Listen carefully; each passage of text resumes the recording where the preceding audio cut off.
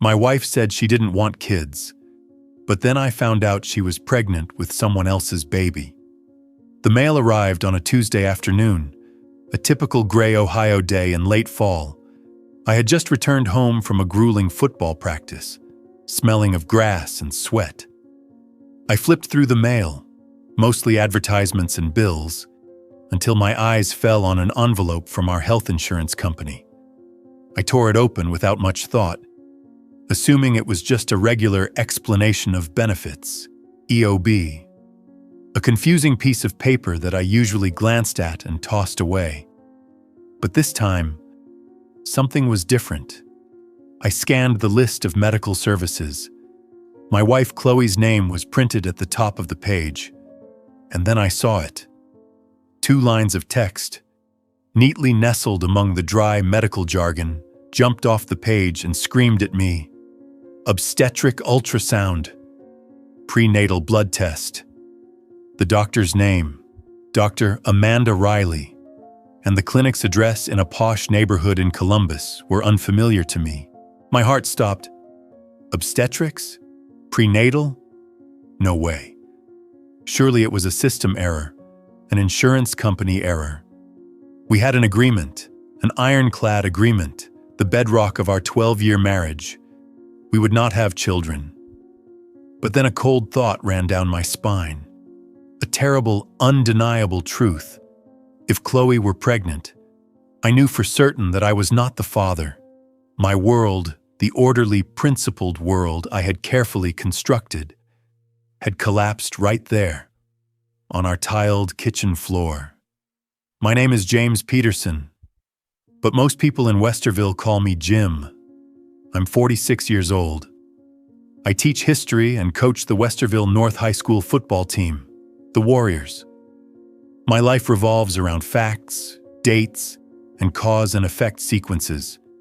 In the classroom, I teach students that history isn't a random mess. It's shaped by decisions, actions, and consequences.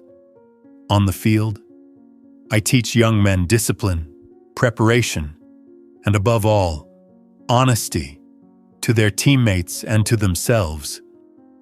I believe in those things. I live by those principles. But the letter in my hands was a historical document I could not decipher. It recorded a major event in my wife's life, a new chapter I had never known. I stood there, staring at the paper, trying to find a logical explanation. Maybe it was a test for something else. Maybe it was a case of mistaken identity. But my coach mind, the mind trained to see through drama and find truth, began to connect the dots.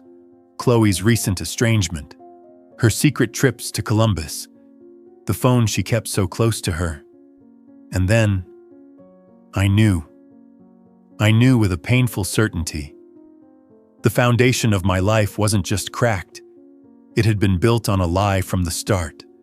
12 years ago, I thought I had it all. Chloe was a breath of fresh air.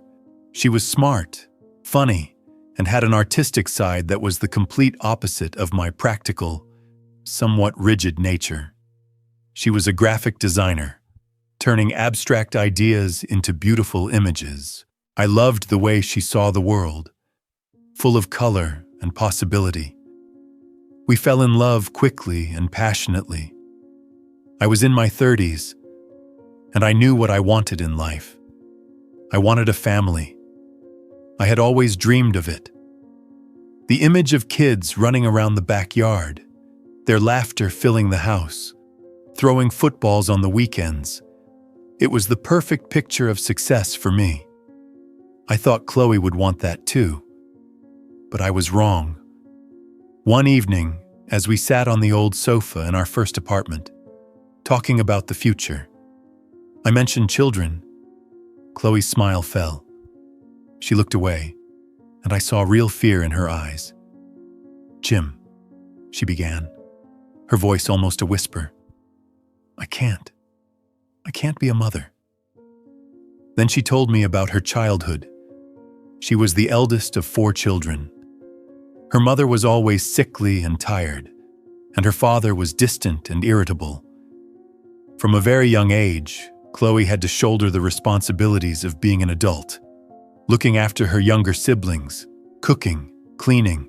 Her childhood was not carefree. It was a burden. "I'm scared, Jim," she confessed, tears welling in her eyes. "I'm scared I'll be like my mother. I'm scared I'll resent my own child. I don't have what they call maternal instinct. The thought of it freaks me out." Her confession stung. Part of me wanted to argue, to convince her that we were different, that my love would be enough to help her overcome her fear. But I looked at the genuine pain on her face, and I knew it wasn't a choice. It was a deep wound. And because I loved her more than my dreams of a big family, I made a decision that would shape my entire life. "Okay," I said, pulling her into my arms. "Then it will be just the two of us. You and me. That's enough." We made a deal out of that promise, a life without children. Instead, we would focus on our careers, travel, and nurture our relationship. We would be the different couple who found fulfillment in each other without the need for traditional roles. I buried my desire to be a father in a deep corner of my heart, locked it away, and told myself that my love for Chloe was enough. For years, it seemed like it was enough. We bought a beautiful house in Westerville, a quiet suburb with tree-lined streets. I rose through the ranks, becoming a head coach and a beloved teacher. Chloe's freelance work flourished. We lived comfortably, traveling to Europe in the summers, skiing in Colorado in the winters. Friends looked at us with admiration. "You two are so lucky," they would say. "So free, so unencumbered."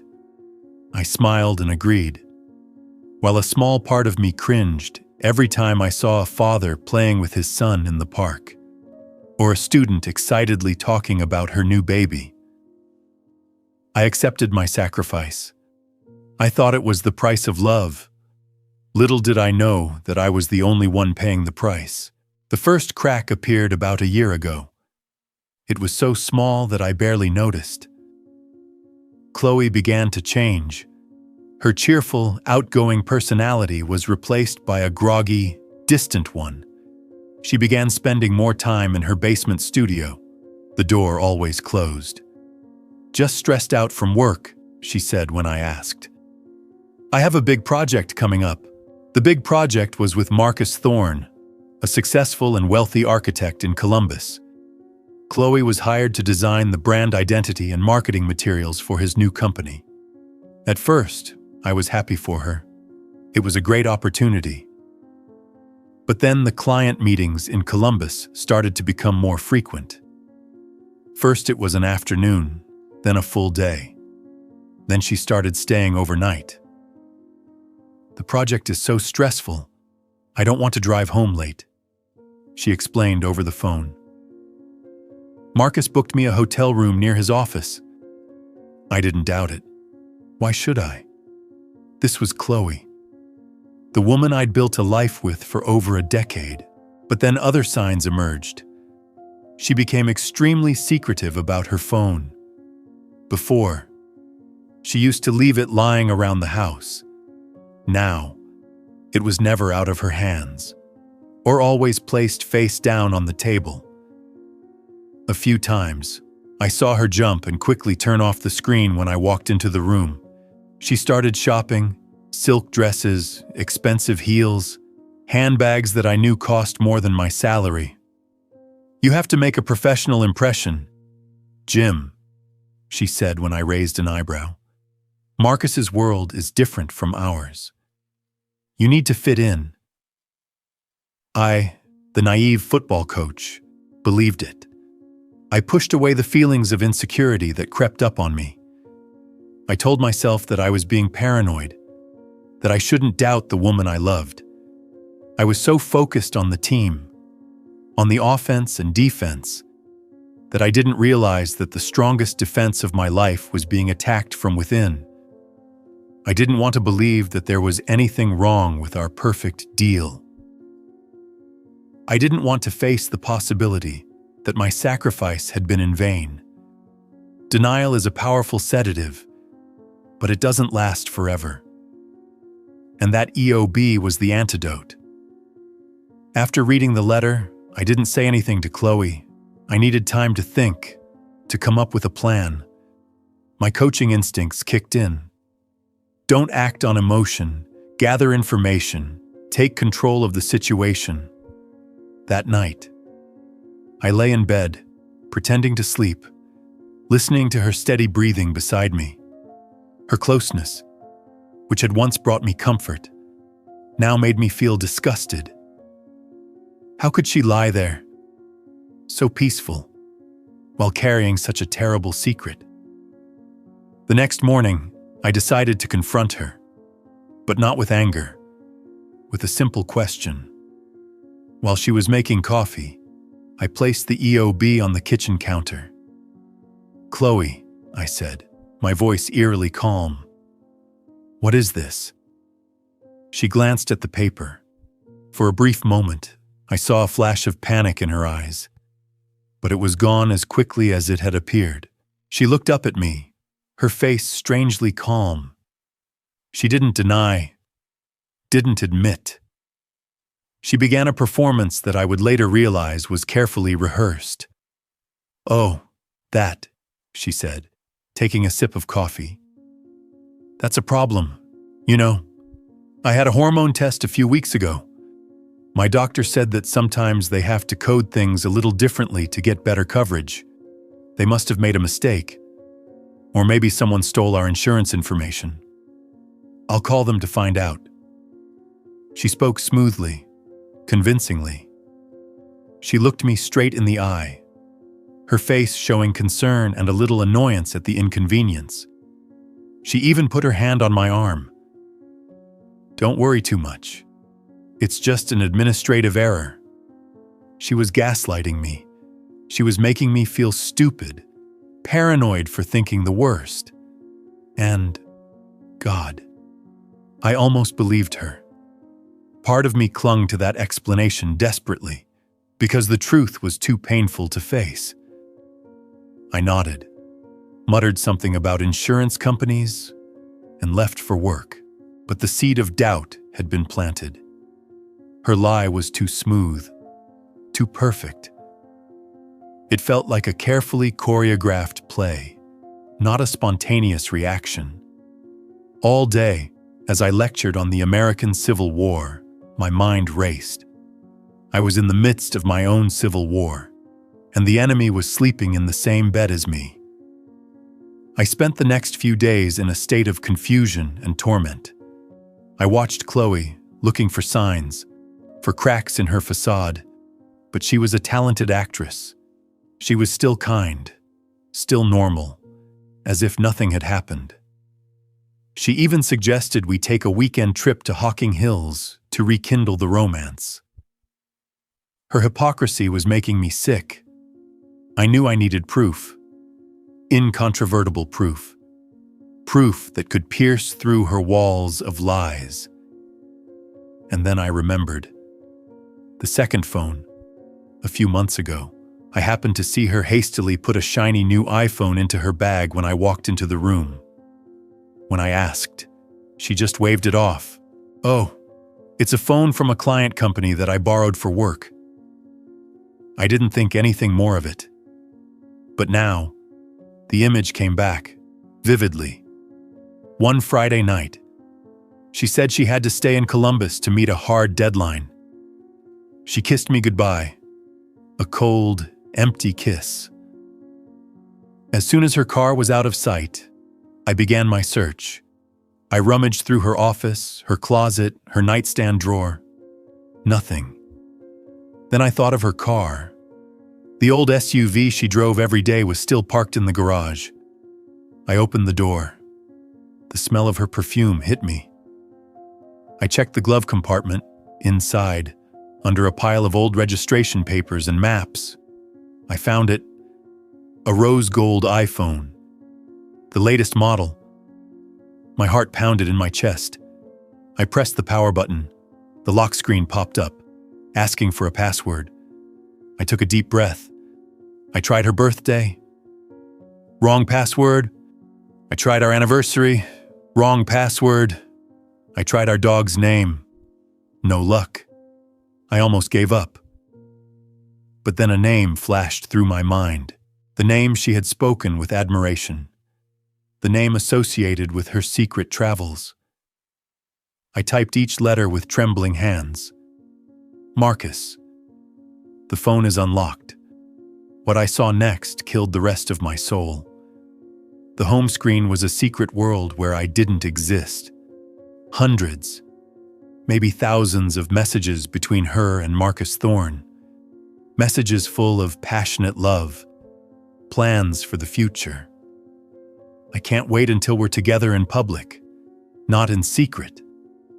One message from Chloe read, "Just get things done with Jim." Marcus replied, "Be patient, my love. Soon our son will have a complete family." Boy, my hands were shaking so much I almost dropped the phone. I went to my photo library. There were pictures of them on vacation on some tropical beach, looking happy and relaxed. There were pictures of them having romantic dinners. And then, I found a folder called Little P. Inside were ultrasound photos, blurry, black and white images of a tiny, growing being, the being my wife had told me she never wanted. And then, finally, the final nail in the coffin of our marriage. A video. It was a gender reveal party, held in a posh penthouse in Columbus. Chloe, in a white maternity dress, looked radiant with happiness. Marcus stood beside her, his arms around her. Together they popped a large balloon, and dozens of tiny blue balloons floated up. People cheered. Chloe and Marcus hugged, kissing passionately. I sat in the cold car, in the dark of the garage, and I cried. Not tears of sadness, but tears of anger and bitterness. The pain was gone. It had been melted and forged into something harder, colder. Determination. The coach in me is back. This is not a personal tragedy anymore. This is a game, and I will not lose. I didn't go to school on Monday morning. I called in sick, then drove to Columbus. I didn't go to the OB/GYN. I went to a downtown law office.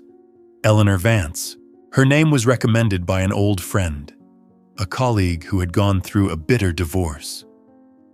"She's a shark," my friend said, "and she'll be your shark." Eleanor Vance was a woman in her 60s, with short silver hair and a powerful suit. She had sharp eyes that could see through people's souls. I sat across from her, speechless. I simply placed the secret phone on the table and said, "Check out the little bean photo folder." She put on her glasses and examined her phone carefully. She scrolled through photos, read messages. Her face showed no emotion, but I could see the wheels turning in her head. After about 15 minutes, she put the phone down and looked straight at me. "Mr. Peterson," she said, her voice sharp. "The first thing you need to do is go home and act like nothing happened." Like nothing happened? I was stunned. I want to face her. You want to win, don't you? She interrupted. If you confront her now, she'll start hiding her assets. She'll destroy the evidence. She'll hire a lawyer and make up some pathetic story about how you neglected her, that she just sought comfort elsewhere. Don't give her that advantage. Silence is golden. We'll be the ones to decide the time and place of the final battle. Her cold logic calmed my anger. This was the strategy. This was the game plan. "So what should we do?" I asked. "Gather ammunition," she said. "Copy everything off this phone. Every text, every picture. Next." Buy a small recorder. Ohio is a one-party consent state, meaning you can legally record any conversation you're a party to. Record your conversations with her in the house. We need proof of her continued deception. That day, I left Eleanor's office with a clear purpose. I became a spy in my own home. I copied everything from that phone to an encrypted hard drive. I bought a small tape recorder and hid it in the living room. And I started acting. I acted like a normal husband, a little distant but not suspicious. I asked about her day. I watched TV with her. Every word, every gesture she made was now a lie to me, and I wrote it all down. A few weeks later, Chloe, perhaps sensing my coldness, decided to make a bold move. She wanted to consolidate her position, to back me into a corner. "Honey," she said one evening, her voice artificially sweet.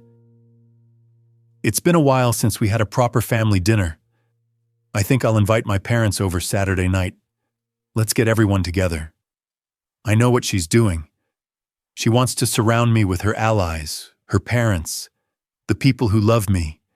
She wants to create a united front, a stage where she's the beloved daughter and I'm the devoted husband.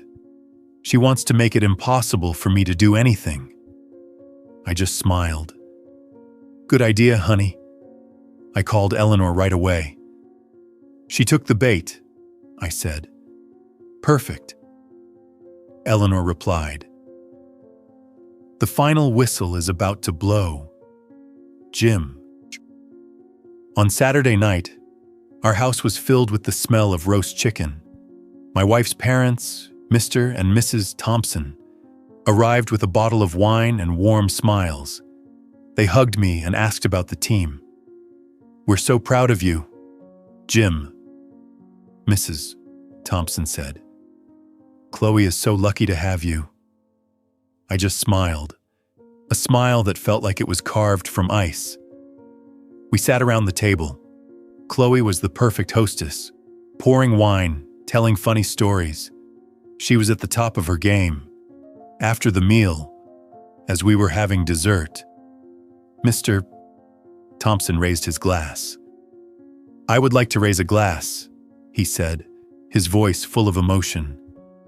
"To my daughter, Chloe, and my wonderful son-in-law, Jim. To 12 years of a perfect marriage. May you both be happy forever." Everyone clinked glasses.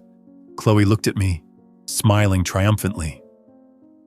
"It's my time." I slowly put down my glass of wine. I didn't yell. I didn't get angry. I calmly stood up, walked to the sideboard, and took out a thick file that I had prepared. I returned to the table and placed it in the middle of the dining table with a soft thud. "I'm sorry, sir," I said, my voice calm but firm, looking straight at my in-laws. "But there are a few things about this perfect marriage that everyone needs to know." Silence filled the room. Chloe looked at me, her smile frozen on her lips. I turned to the first page of the file. It was a copy of the EOB from the insurance company. "It starts here," I said. Then I turned to the next page, the printout of the messages between Chloe and Marcus. I didn't read them aloud. I just pushed the file toward Mr. Thompson. He put on his glasses and began to read. I saw his expression change, from confusion to shock to anger. Mrs. Thompson looked over her husband's shoulder, her hand covering her mouth. "Jim, what the hell are you doing?" Chloe hissed, her voice starting to shake. I ignored her. I turned to the next page. Pictures. Chloe and Marcus kissing on the beach. Chloe and Marcus at a romantic dinner. "Who is this?" "Chloe," Mrs. Thompson asked, her voice trembling. And finally, I turned to the last page, the ultrasound picture, clear, unmistakable. "And this," I said, my voice cold as steel, "is the real reason for Chloe's change. This is the child she told me she never wanted. But it seems she just doesn't want to have a child with me. The silence in the room was almost audible. Mr. Thompson dropped the file on the table as if it were a poisonous snake. He looked at his daughter, his eyes filled with disappointment and disgust. Chloe's face was drained of color. She had been exposed, unmasked in front of her own parents. There was no going back, no more victim to play. The game was over, and I had won. The divorce was swift and overwhelming in my favor. With the evidence so compelling, Chloe's attorneys had nothing to argue with. The court ruled that I should keep the house, as I could show that the majority of the money had come from my parents' inheritance. I was also given most of the marital assets. Chloe walked away with her fortune and a ruined reputation. I heard that her relationship with Marcus quickly fell apart under the weight of the scandal and its deceitful beginning. The first thing I did after the divorce was sell the house. Every corner was filled with tainted memories. I bought a smaller apartment, closer to school, a fresh start, a blank slate. I poured all my heart and pain into coaching. I worked with my team with a new focus and intensity. The boys somehow sensed my pain and turned it into motivation. They played with a unity I had never seen before. And that season, we made history. The Westerville North High School Warriors won the state championship for the first time in 20 years. When the final whistle blew, the whole team ran up and carried me. The whole town was there, cheering, supporting me. In that moment, I felt I was not alone. I started to heal. I called my brother in California, whom I had been estranged from for years because Chloe had never really liked him. I spent more time with real friends. I even started dating again, cautiously. Sarah, an English teacher at school, a woman with a warm smile and honest eyes. I learned that love cannot be a contract where only one party has to sacrifice. A relationship built on a lie is not a relationship. It is a prison. My biggest mistake was not trusting her, but not trusting myself. I ignored the red flags, the warnings of my instincts, because I was too afraid to face the truth that the greatest sacrifice of my life had been thrown away like trash. But I've also learned one thing on the field and in life. The game doesn't end when you get knocked down. It ends when you refuse to get up. And my season, my real season, has only just begun.